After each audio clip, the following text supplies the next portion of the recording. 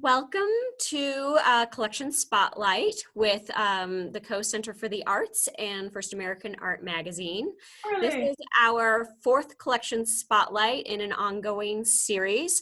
I'm Bess Murphy, and I'm the curator at the Co-Center for the Arts. I'm here on site today at the Co with the objects that have been selected by our guest artist today.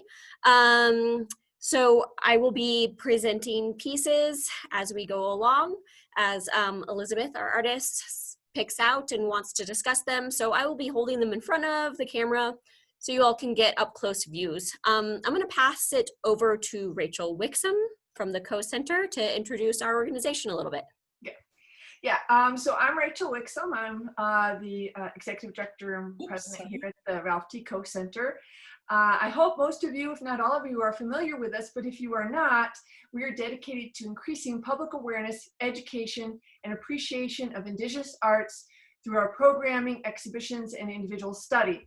Obviously, during COVID times, things are unique and different, so this is another way to have a hands-on experience. I won't go into a lot more. You can find out more about us on our ever-growing website. And I want to, though, thank America and First American Arts so much for creating this partnership with us. It was their idea, and it's been a fantastic journey.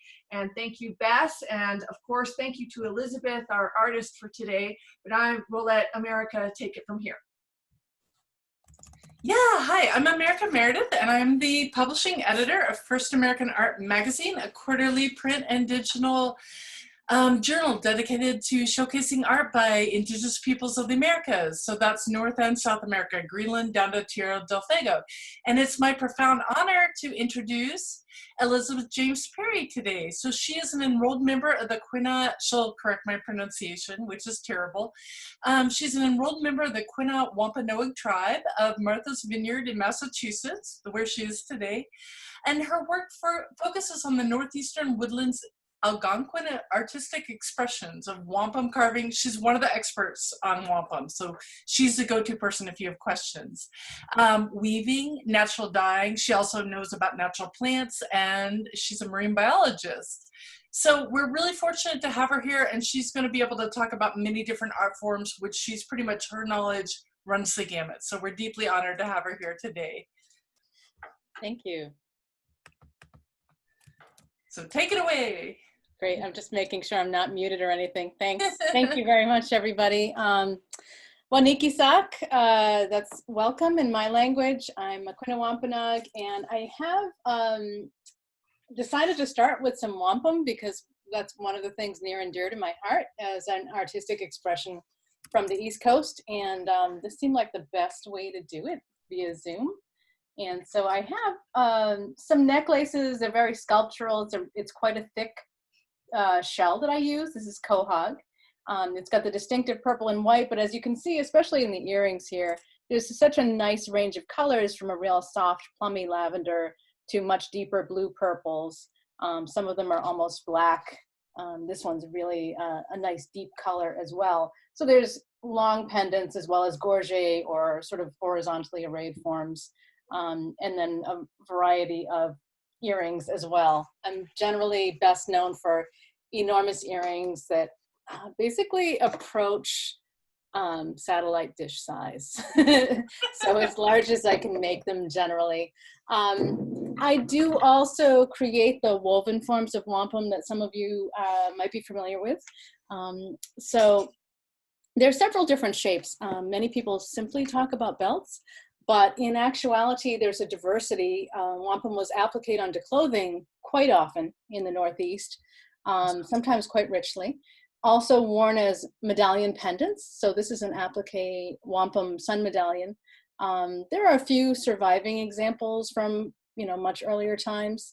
And these are best known, I think, as leadership pendants. So men and women's leadership pendants could be all white, could be purple and white shell. Sometimes had the beautiful edging of the quill work. So there's a nice combination of arts in many examples of Eastern art. And it's one of the things that encouraged me to be a multidisciplinary artist too, to be able to complete a piece, to spin some natural fiber, dye it, make the wampum beads, finish the piece, and put it together and have it look, you know, whole and have all that meaning woven into it. This is an alliance collar. See if I can sort of display it in a way that makes sense visually. This is a pretty intricate piece, and it's a woven wampum form, but it's woven on a bias to allow this nice circular drape. And there are a lot of different designs that show up on the collars. They're referenced early as friendship collars, but it's friendship in the you know, more political alliance way than the casual way we use the term friendship nowadays. So a little bit more imbued with meaning, I think, in that way for our tribes in this region. This is a, go ahead. You actually harvest the quahog, the oysters, and you process these. I You do, yeah. Grind them. So what was the last thing? Oh, you cut the beads and grind them. Do you want to talk about that process just really quickly? Yeah, sure. So I start out with the shell. It's a pretty large bivalve clam. Pukwahog in our language. They're in the ocean waters here. It's not a freshwater clam. It's a real slow growing clam, and they'll grow to be hundreds of years old, you know, if they have the time and the space to do so. They're very heavy, and they're also really good eating. And so you take the shell, and basically you need to saw out the section that you're going to use. There's a section of the shell that's purple, and a lot of the shell is white. Sometimes the shell is pure white. I like those shells as well. They're quite beautiful. And so you basically, it's a way of cutting out the shell strategically so you can make the most of the purple section of the shell. And so if you want to make multiple beads out of that nice thick section that's purple, or a really large striking disc, then you have to basically start slicing it accordingly. A lot of folks nowadays are taking advantage of, you know, modern diamond saws, diamond drills. I've used pretty much every drill under the sun, including hand drills, pump drills, you know, the traditional way. Just involves a lot of elbow grease. It's not impossible. I mean, you really, as long as you can sort of lay out your materials, you have a safe place to work, and you can pace yourself, and it's best to work outside if you can to protect your lungs, and nowadays wear a mask. You really can gradually get through your material and accomplish a finished piece. I think the material itself, especially for my ancestors, you know, just almost an endless quantity of really thick quahog shells existed in Massachusetts. Nowadays, the average size is quite a bit smaller because there's so much fishing pressure. There's, you know, huge population on the East Coast. It's a really desirable place to live. And there's also an issue of eroding water quality and things that are kind of changing the accessibility. And so we try to be careful and manage resources carefully and take really good care of wampum objects when we do make them.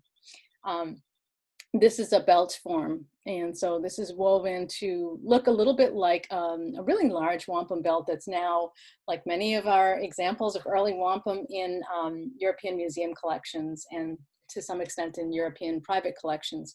There are some wampum belts in private collections here in the US, and some tribes still have some wampum, but you know, the more time you spend looking at the records and the accounts, you realize that the volume in native hands has actually been shrinking gradually, or maybe not so gradually, I guess I would say, over hundreds of years.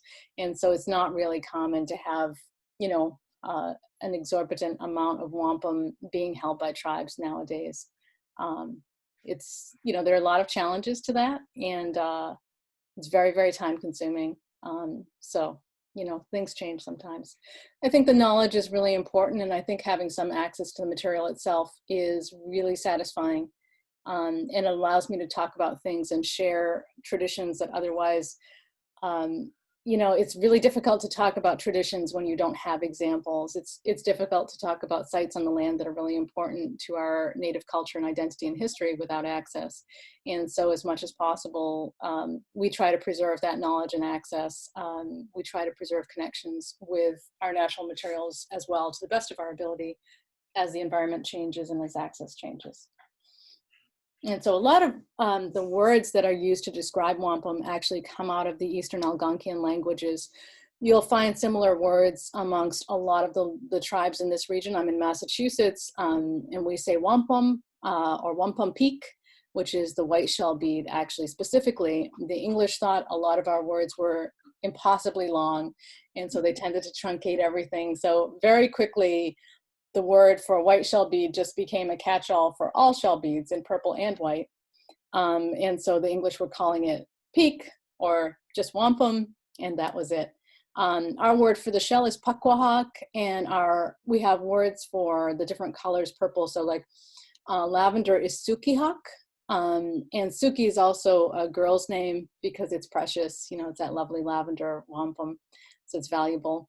And then muihak is actually our word for the deepest purple, and that led to kind of a, in my view, comic misunderstanding about a wampum medallion like the one that I just shown. I made that one, but this was a reference to one in the 17th century, and it was being described by an English captain during King Philip's War, and he thought he heard, oh, you know, this wampum was made by Mohawks. And it's a little bit comical because I'm pretty sure that what Anawan, who was King Philip Metacomet's war captain, was saying was, he was talking about the wampum peak and the muihakis and the material that went into creating this leadership pendant as he was turning over a limited amount of King Philip's royalties at the end of King Philip's War in 1676. And so it's just, really one of those anecdotes that points up to the importance of having a good understanding of one's indigenous language, so that you can look at those accounts and kind of figure out what was really going on. So I referenced some quill work around the wampum. This is another style of quill work. When I say quill work, I'm talking about mainly porcupine quill work.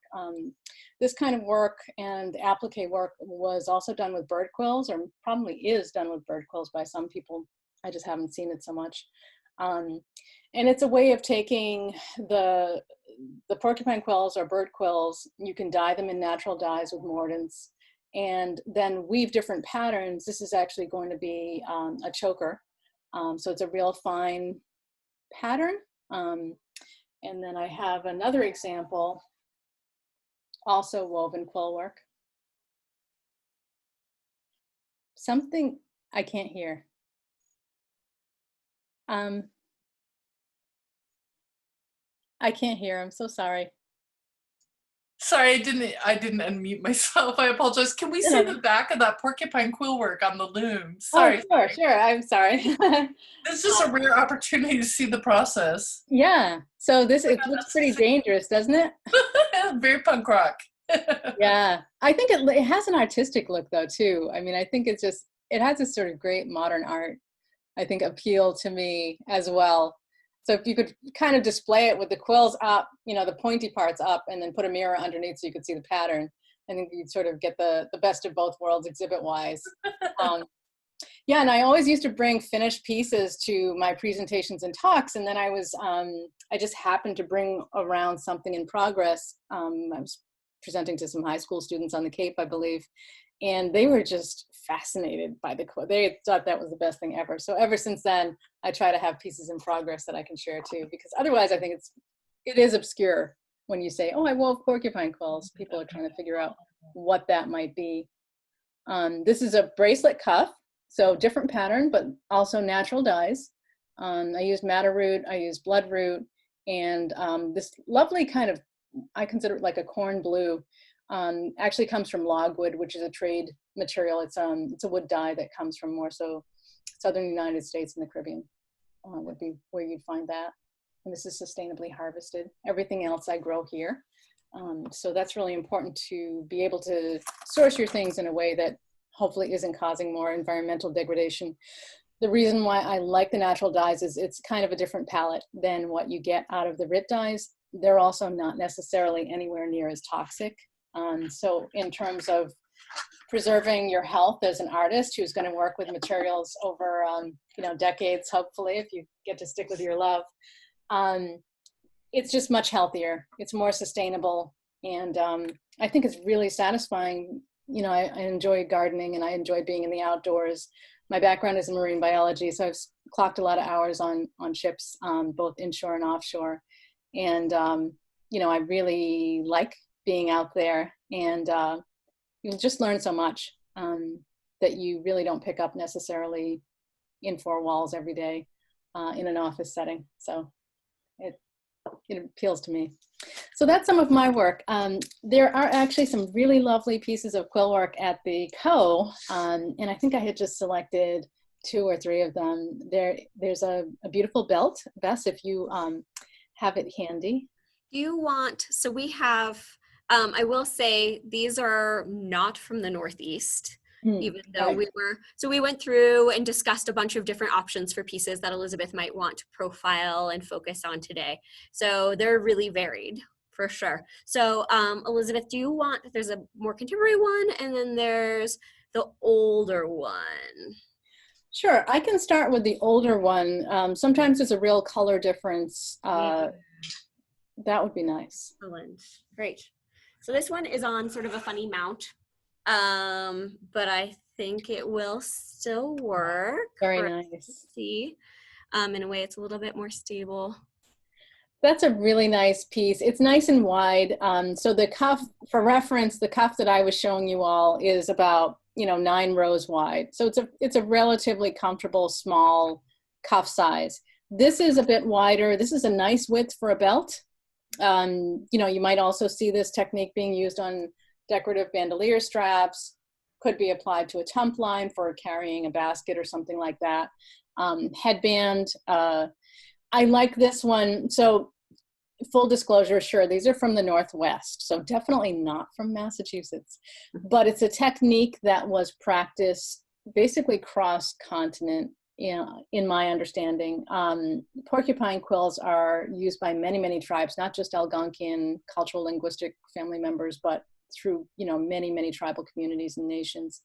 It is a material that you have ready access to because they're relatively common animals. They're very funny and unique, and I find them pretty fascinating. Nowadays, we don't necessarily have to hunt them, and not too many people like eating porcupines, I guess I would say too, because they spend their time eating like pine and stuff. So it is a little rugged tasting. But they're really fascinating. And, you know, nowadays, what a lot of quill artists that I know in Massachusetts do too is we pick up roadkill. You want to pick and choose the time that you do it, so that you don't like scare the people in the car with you. But you get the nicest quills, the variety of width that you need. They're nice and strong. They haven't been over dried. You can just take your time and clean them really thoroughly, and then get your dyes out and do, you know, batches of color. This pattern has a nice lot of color. These colors are all achievable with natural dyes. You'd be surprised maybe if you guys aren't natural dye artists.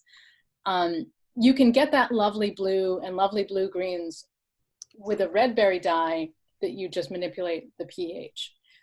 You can just manipulate the pH, you know, when it's in a pot or a jar until you get the color you want, and then you go ahead and normally you put your really well cleaned quills, because you don't want them to be oily and greasy because they're not going to take up the color too well.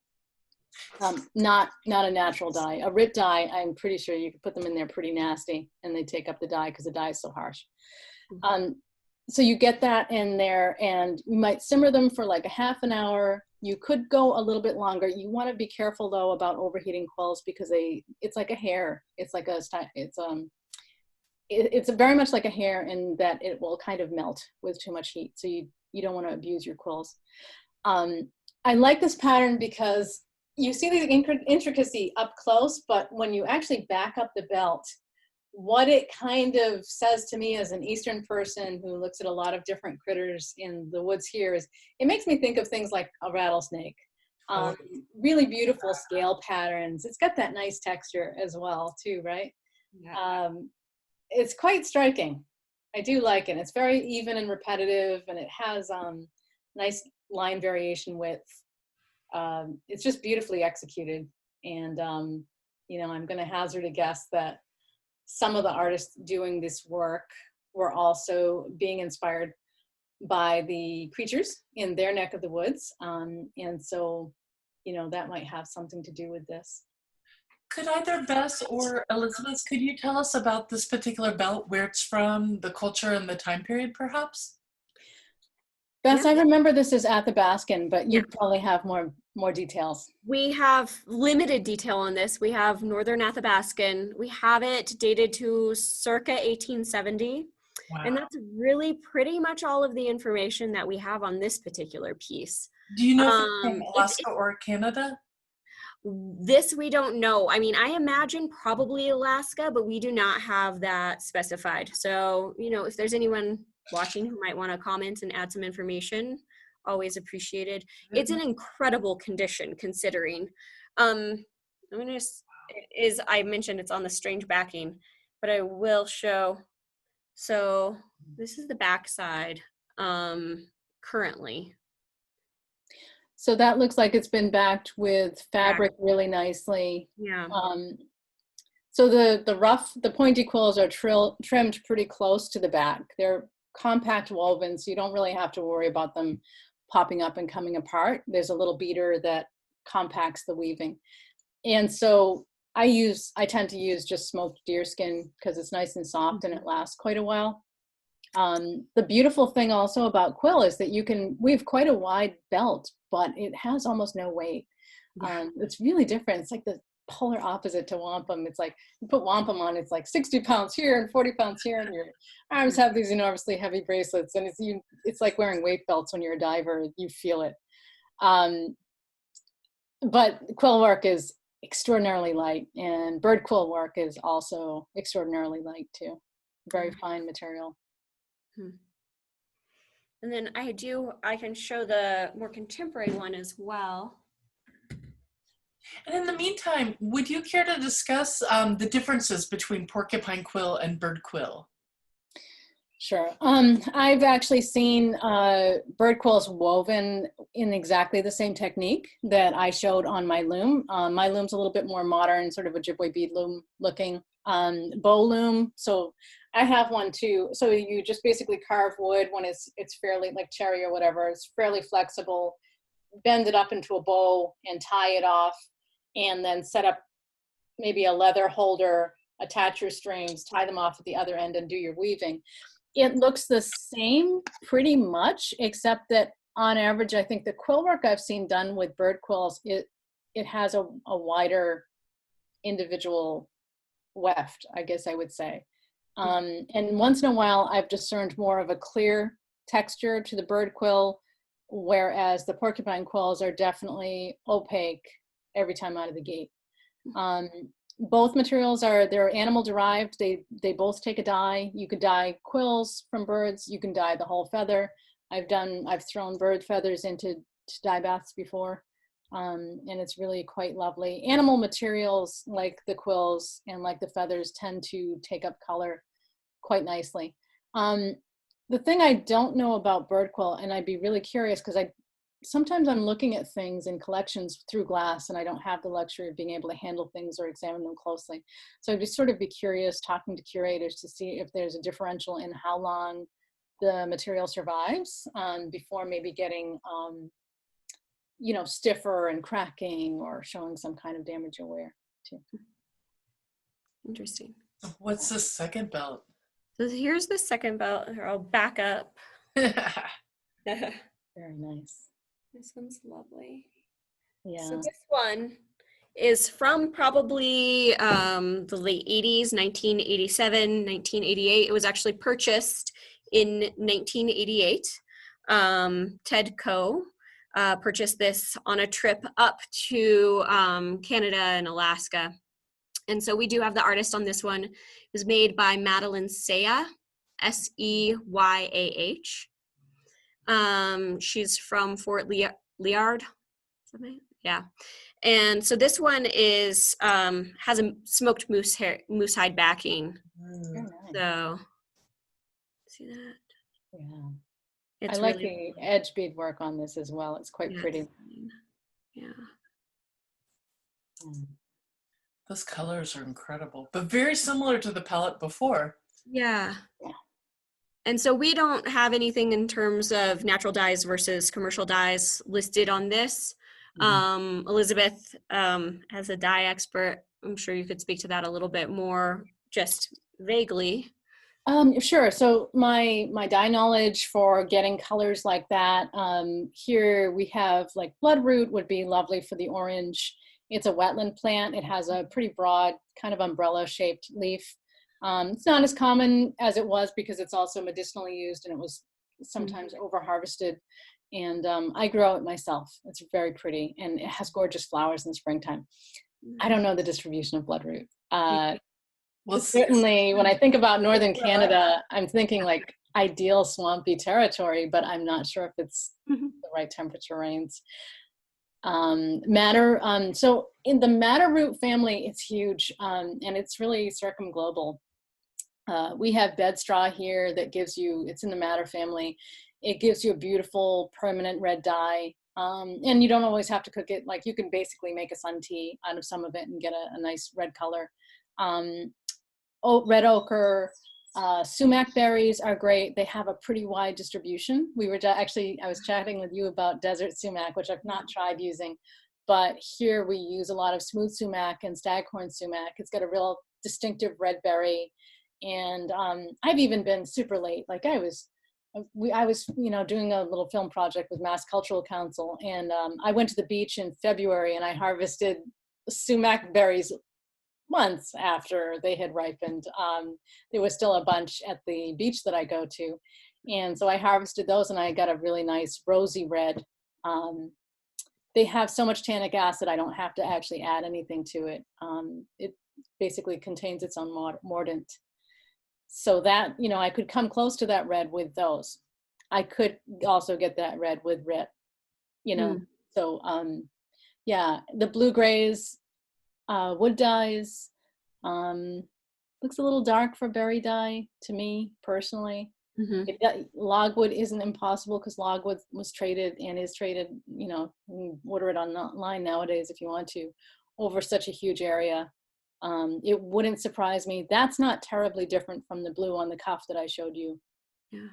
At least that's how it's coming through the screen. Right, of course. I mean, with the distance in the screen, it's sort of hard to gauge it accurately, but yeah. So there's this yellow dye that I heard about. It's west of the Rockies, I think, so not anywhere near where I am, called wolf lichen. And I would sort of be somewhat curious to know the range of yellows that you could get out of that, and if it would be sort of one of those colors of choice for yellow or orange yellow, like you're saying there. But those are all questions you could ask if you have an ask an intern, I guess. Exactly. Wonderful. Thank you. I like the color, the pattern and color layout and balance is really nice. And I guess I'm really liking the repeating overall diamond motif too, that I'm seeing pretty consistently. I think it's really common throughout a lot of the quill work I've seen. There's not a ton of surviving Eastern quill work, but there's actually quite a few descriptions over the years, and from some of my teachers as well. It's one of those things in New England, it's tough because the climate and there's, you know, moths, and it's really hard to preserve things. It's not arid at all. But there's some really nice examples that still survive in various collections. And there's also descriptions of that kind of quill work being used to edge things like feather capes, which were once relatively common. So like the, you know, the bronze turkey feathers, you know, they'd be woven into capes, and then they had these decorative strips along the edges and the border along the bottom as well, that were basically done using woven quill work, or you could use quill netting as well, which is a similar technique too. Wonderful. Thank you. Before we leave the belts, there were two questions. One is about mordants. What kind of mordants? And you kind of answered that. You addressed that. But if there are other mordants you use in the Sure. Yeah, so I referenced tannic acid. So there's some materials that naturally have tannic acid, but they also happen to have a color, so they could be used both as a mordant and as their own dye, or as a colorant, color modifier as well as mordant. So oak galls, we gather them here in the fall and winter. They kind of grow on leaves. it's like an insect or whatever that irritates the plant, and there's this like round thing grows, and they're super lightweight. They dry and they get really crunchy. And so if you find good spots for those, some years are better than others. I just get, bags full, and I throw them in my freezer with everything else I collect. Sumac berries have a lot of tannic acid. Sumac leaves have a lot of tannic acid. So the acid helps the color molecule to bind onto the fiber molecule, whether it's the quills or it's milkweed fiber or Indian hemp feathers, whatever you're trying to dye. You want that color to really be fixed on and not wash off or fade with exposure to light or something like that.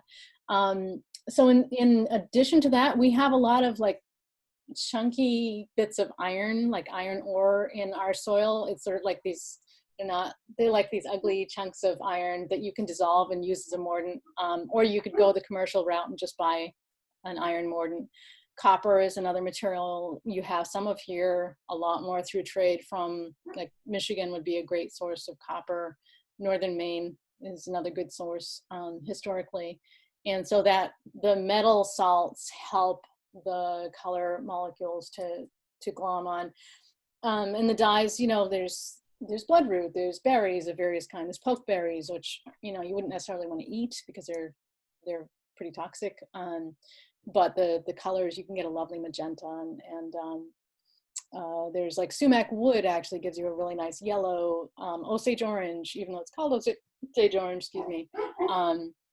The wood shavings actually give you a nice yellow, and anytime basically you want to move it over from yellow to greens of various shades, you can either start with something like elderberry leaves, which will give you a nice olive, or you can just take a yellow dye and add a metal salt to it, and you basically will get like a celery or a richer green or an olive or something like that. You just sort of play with it and go from there. We use a lot of black walnut. Walnut doesn't really require a mordant either. It's pretty permanent on its own.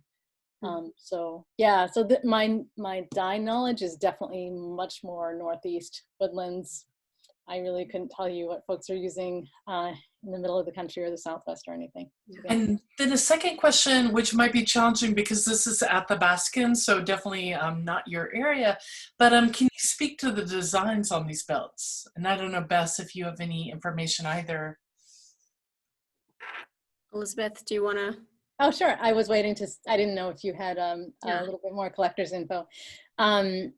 Sure. So as someone who's not Athabascan, my take on some of these would be from my knowledge of the natural world. So sometimes when I look at something, I can see an animal figure or obviously a panther, which might be out of our traditional beliefs, or a horned serpent or something like that. Without knowing a whole lot about Athabascan culture or the extent of the area covered, I feel like it's quite large, and so I hate making generalities. I'm going to hazard a guess. If it's not so cold that there aren't snakes, there could be some serpent or in some cases fish inspiration for some of these designs.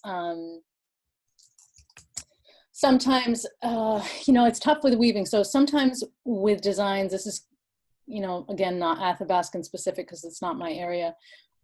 There's things about the numbers of figures. There's things that reference places and ceremony and times of year and seasonality, and sometimes duality. And in some traditions, like with wampum, it would sort of it actually does make a difference if the background is white or purple. It does have actual real-time seasonal information about the time of year that piece could be referencing, that might have to do with that family or clan or tribe's history or something like that as well.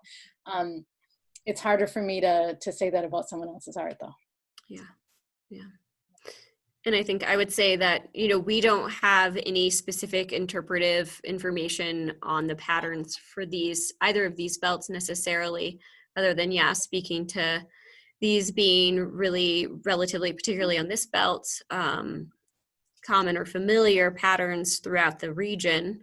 But that's very, very broad. There's actually, I'm seeing some great comments. The dark shapes on the 1988, this one, Athabascan belt might be from willow leaves. That's nice to know. Thank you. Yeah, thank you very much. This is Laura A.V. or Laura V. Yeah, Nice. yeah, That's good to know. yeah, that's great. And I don't know, do we want to keep on answering questions? Do you want to? Do you want to move on to the next, and we can? I can answer a few of these that might be helpful while I'm doing it if you'd like. Yeah, I'm seeing them in my corner too. So someone's asking, is quill applique really widespread? Quill applique is spread over a huge area. Practice around here, it annoys me to mention them, but like Lewis and Clark, when they were doing their expedition, right, and collecting, hopefully trading and not stealing. I don't know, I'm not going to hold my breath on that one. They had lovely dresses and things like that. There's some in the Harvard Peabody's Museum collection that are just stunning one-shoulder dresses that I would be completely honored to wear nowadays. It would be amazing to do that. Really fine, beautiful, even applique work, really nice colors, just lovely, tasteful quill applique work on a really beautiful grounding too, that smoked deerskin or smoked buffalo or smoked elk. Sometimes finer leathers. You can get an eye, I think, for fox leather or weasel leather and things like that too, and kind of start picking out the textures. And the quill work is, the style of the quill work varies by nations and regions, I think, and sometimes by time periods as well. So that in itself is, for me, I think quill work can be the sort of the unsung hero of Native art. And I think one thing to point out too about the quill work is it's kind of it's the precursor, but of course it kept being used as well alongside beadwork to the glass trade beadwork that is also a real common Native art nowadays. Quill work would be much more pervasive, and then the beads came, that style of beadwork came later with the glass trade beads coming from Italy and probably the Czech Republic and places like that. So yeah. Great. Okay. One other great question, I feel like, that from Emily Burrow Rogers. Could you speak a little more about the environmental change and material access issues makers and community members in Massachusetts are facing? Yeah, sure. So here in Massachusetts, I think the deforestation has been much more pervasive recently. So I think for a long time, even though the population was moderately high, there were still plenty of farms with, woods in between the farms. And so plenty of habitat for things like porcupine. Where I live in Eastern Massachusetts, you're not going to see a bunch of porcupine. And in fact, we have introduced animals, that have moved up into this area, like the possum, that you will find, and you can use their hair for artwork as well. And other people all over the world have found uses for possum because they get everywhere. I've seen sweaters and stuff made out of them. So I think I know, they stink. Isn't it great? They're different animals. They really are odd. So when most artists I know are working with porcupine quills, we have to like bug our friends in Western Mass, or I'll take a drive up to Maine, to go to one of the art shows or whatever, but I'll be keeping an eye on the road for a porcupine carcass. So western part of Massachusetts is not as populous. It's not as close to the big cities. It's not as convenient. You need a lot more snow. You need to be able to plow your driveway, or the roads are just bad in some places. So it's just not as attractive to a lot of people. I love it personally, but it means that you can see moose in western Massachusetts. So I could do moose hair embroidery from local materials if I was just a couple of hours west of here. I'm by the coast. I love it. I can get my shell. I love the ocean air. But a lot is changing, definitely. So, yeah. So did you want to go on to see the quiver or the baskets? Yeah, I think the quiver is a good way to finish up the quill work, and then we can go on to baskets if you like. So. Would you care to talk about the provenance and the information about the quiver? Oh, Beth. Okay, sorry. I was nodding towards Beth. Excellent. Perfect. Yeah, so this is a really stunning piece. So I'm like, let's see. So I'm going to hold it up, see if I can multitask here. So I'm going to scoot back a little bit. This one's a little bit harder to maneuver. But I will scoot back so that everyone can see the full view of this incredible quiver. It's really beautiful. Yeah. And this is mid 19th century, and it's also Athabascan. Yeah, it is. And this one is from Alaska. This is actually, so we think that it is from Tanya. I'm going to say that incorrectly. I'm sorry. In Alaska. So it has, there's some, let's see if you can see the design across here of the quill work. Let's see. Sort of scroll along. That's so fine. It's incredible. I just can't believe that survived. It's, yeah, it's really an amazing condition considering. And you can see, so the tassels down here have a mixture of glass and shell beads. And that goes along onto the strap as well. So yeah, this was, let's see, Ted acquired this sort of later in his life.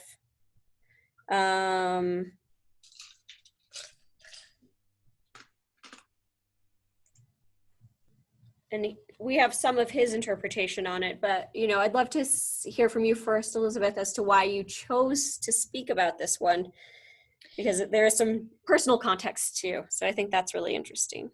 Sure. I think that I like this piece too because it's a three-dimensional object, whereas the belts are relatively two-dimensional. And I think it kind of cues you into the need to look in a lot of different areas to see quill work. So if you really scrutinize quivers and pouches and the cuffs on moccasins, you can see really fine quill work, maybe as a little detail on a pouch, but, you know, not the central design theme of a pouch. So it can occur in a lot of places. You know, a lot of it probably hasn't survived because, you know, mites get into it or moths get into it, and that's all she wrote. It's beautifully made, and it strikes me as being in pretty good shape. I am assuming that this was used, and I think I liked it too because I grew up practicing archery, and I have a lot of fond associations with doing that, and it was a great way to stay in shape. And so yeah, I just liked the piece. It kind of spoke to me. Yeah, yeah. I love those beads. Those are really nice trade beads. Beads are really incredible. Those are so not the beads that I get today. Yeah, yeah, and you know, the hide itself is incredibly thin, and it has been, I mean, it's still amazing how supple it is, which is pretty interesting to note. So the back side. And did you think that was caribou, or do you think it's something else? I think it's caribou. We don't have that designated, but I imagine that it was that it is caribou.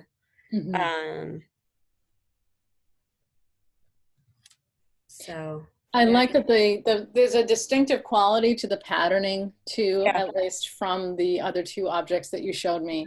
Yeah. The more contemporary one and the other Athabascan one. Yeah.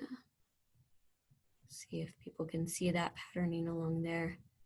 And you can see how the quill work ages a little bit, which is sort of interesting as well, just to see. Yeah, definitely. And it looks like the thread might be sinew, which makes a lot of sense. Yeah, yeah. And I wish I knew what those dyes were. Yeah. Yeah, I mean, that red is still so vibrant. It's amazing. Yeah.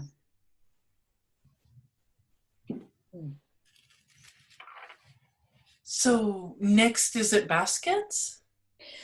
Yeah, so there were a couple of baskets. I was really excited to find that there were two baskets that are Wampanoag in the collection at Co. And I've actually visited the Co before. I was there last summer briefly, and I didn't know that at the time.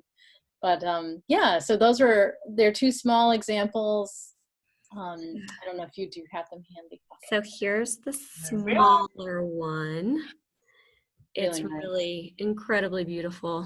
And how do you think those designs were incised?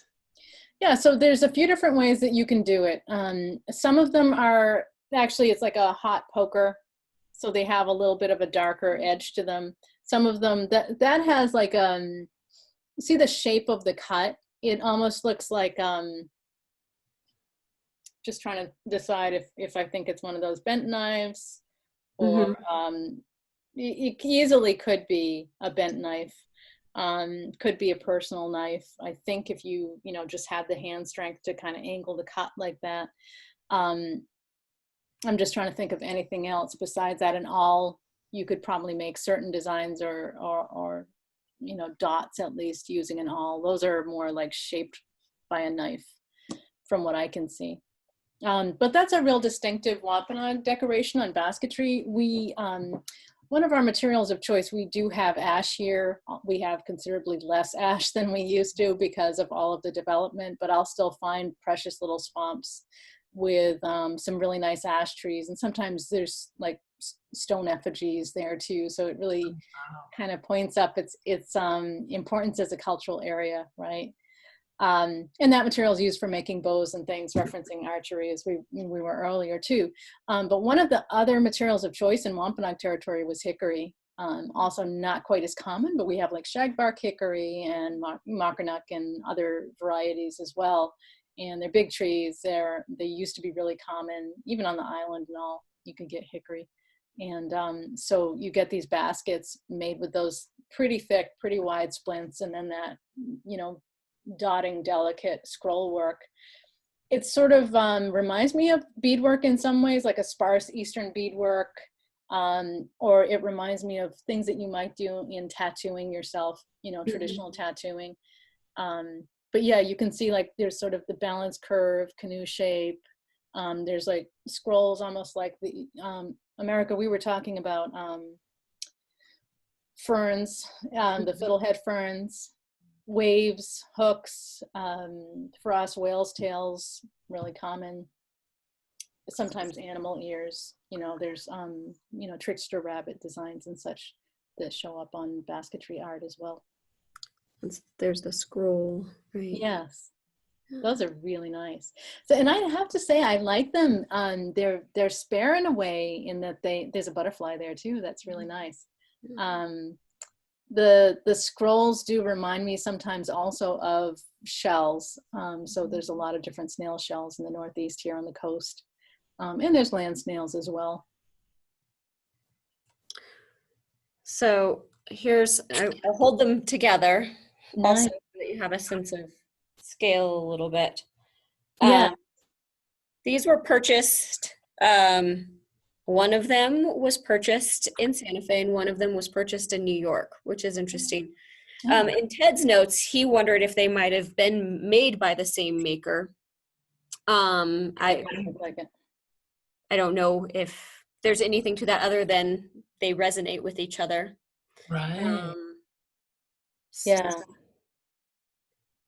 Yeah, I mean, I think that they both have a distinctly very thick splint. The width this way, but also I think the depth of the material is just, they're real work baskets, as opposed to being perhaps strictly decorative for a tourist market or something like that. I know even thin splints are strong, but that looks pretty sturdy. Yeah. That's nice. And I like the plants. That reminds me of wild ginger, actually. Yeah, that's nice. Or grapevine tendrils or something. Yeah.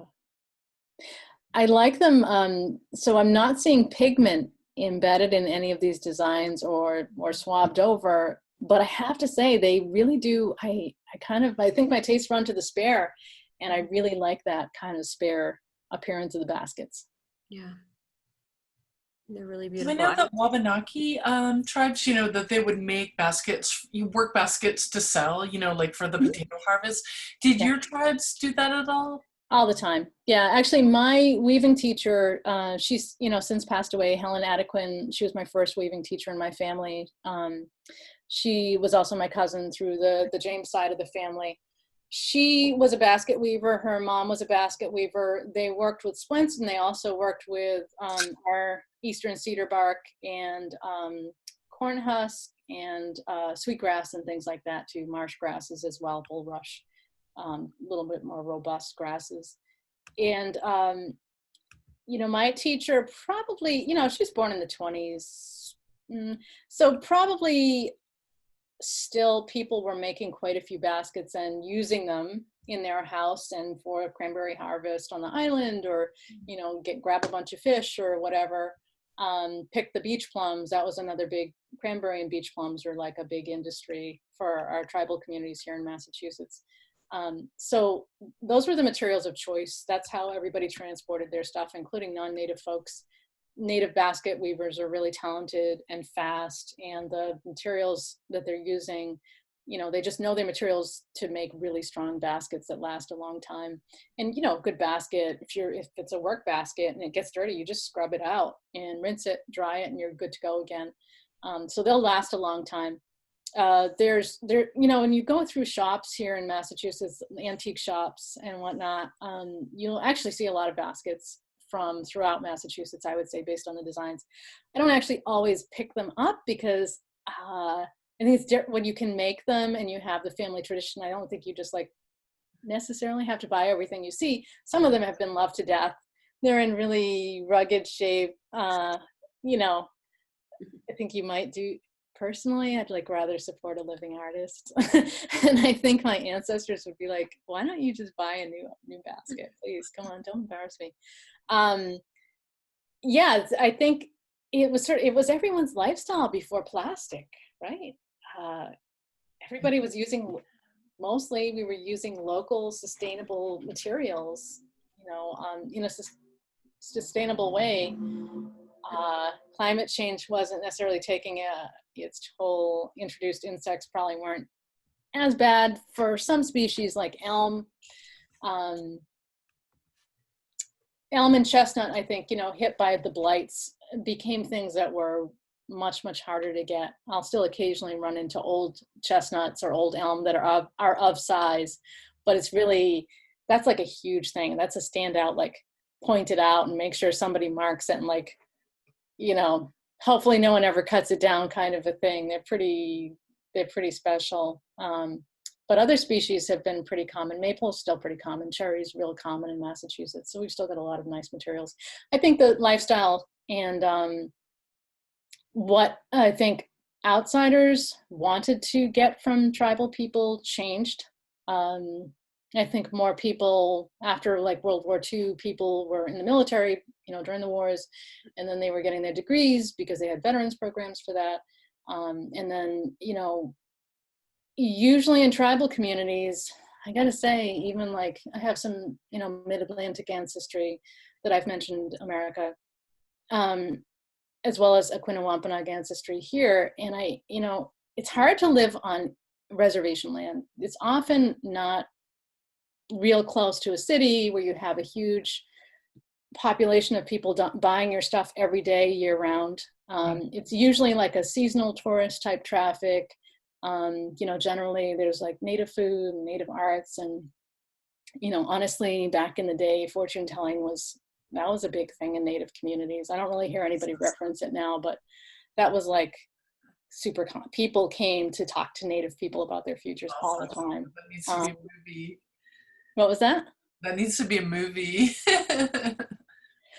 You know, I don't know if people, like, I hear people talk about it and I'll find it in the occasional oral histories, but it's not like, I don't know how people feel about it now, or, yeah, you know, how outsiders.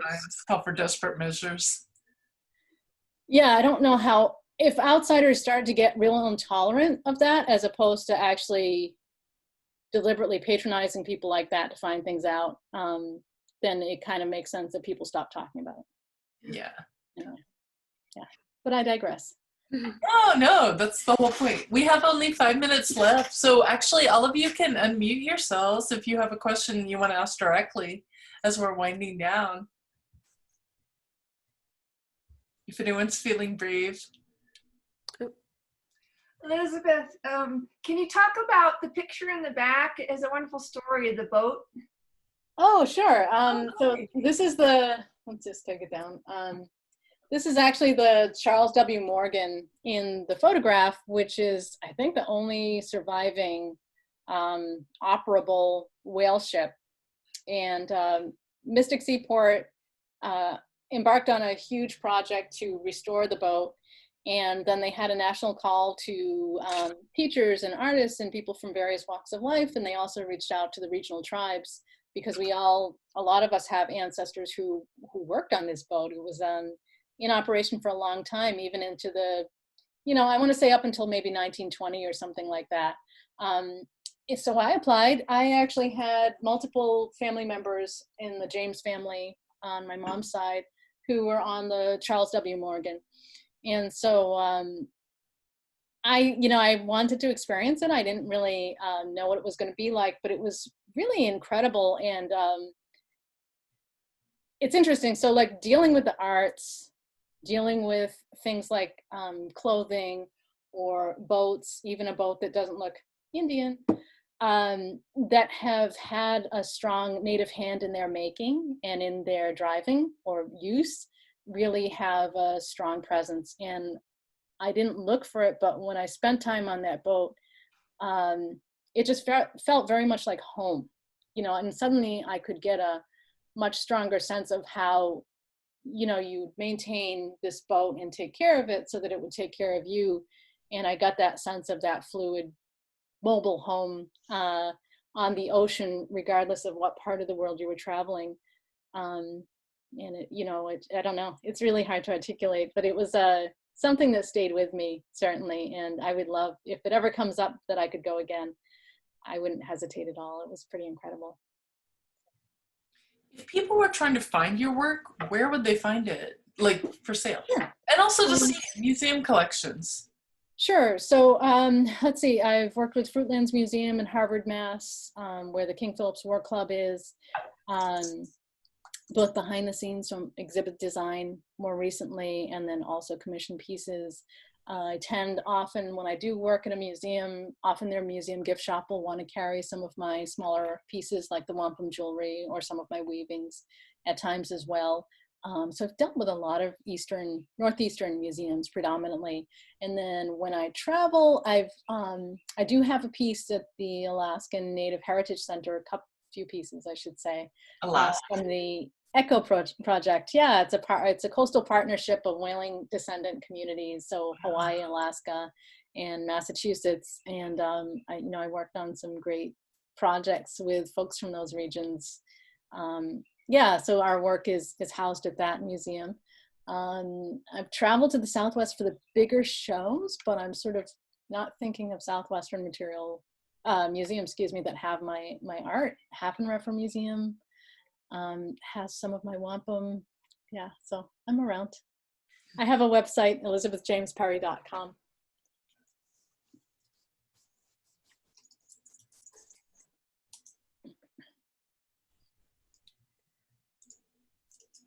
So are there any more questions from anyone?